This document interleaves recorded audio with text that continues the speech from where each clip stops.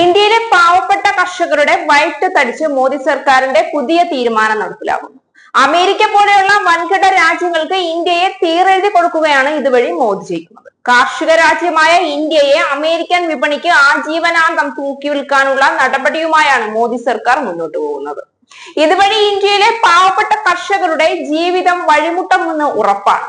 അമേരിക്കയുടെ പ്രതികാര ചുങ്കത്തിൽ നിന്ന് രക്ഷ നേടാൻ എന്ന പേരിൽ ട്രംപിന്റെ വലിയ ആവശ്യങ്ങൾക്ക് മുഴുവൻ തലകുലുക്കി സമ്മതം നൽകുകയാണ് മോദി ചെയ്യുന്നത്.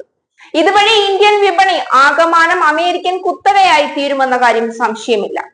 ഇന്ത്യയിലെ പാവപ്പെട്ട കർഷകർ ഉണ്ടാക്കുന്ന ഉൽപ്പന്നങ്ങളെല്ലാം വിറ്റഴിക്കാൻ കഴിയാതെ ചീഞ്ഞളിഞ്ഞു പോകുമെന്ന് ഉറപ്പിക്കാം.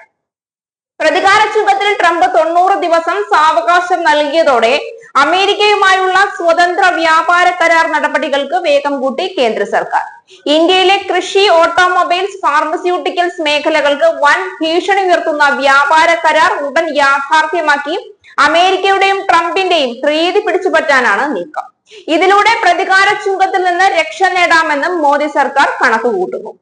ഈ വർഷമൊടുവിൽ വ്യാപാര കരാറിന്റെ ആദ്യഘട്ടം പൂർത്തിയാക്കാനായിരുന്നു അമേരിക്കയുമായി ധാരണ.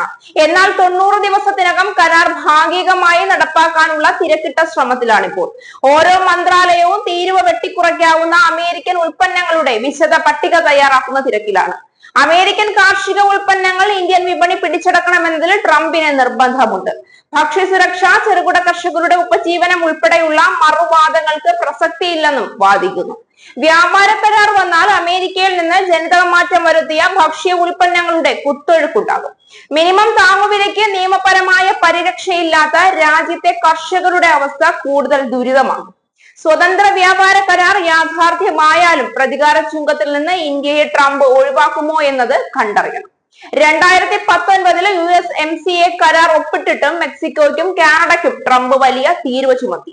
ഈ സാഹചര്യത്തിൽ അമേരിക്കൻ സമ്മർദ്ദത്തിന് വിധേയരായി ആഭ്യന്തര ഉൽപാദനത്തിന് വെല്ലുവിളി ഉയർത്തുന്ന സ്വതന്ത്ര വ്യാപാര കരാർ വേഗത്തിൽ ഒപ്പിടുന്നത് ആത്മഹത്യാപരമാണെന്ന് നയരൂപീകരണ ബുദ്ധികേന്ദ്രമായ GTRI ചൂണ്ടിക്കാട്ടി.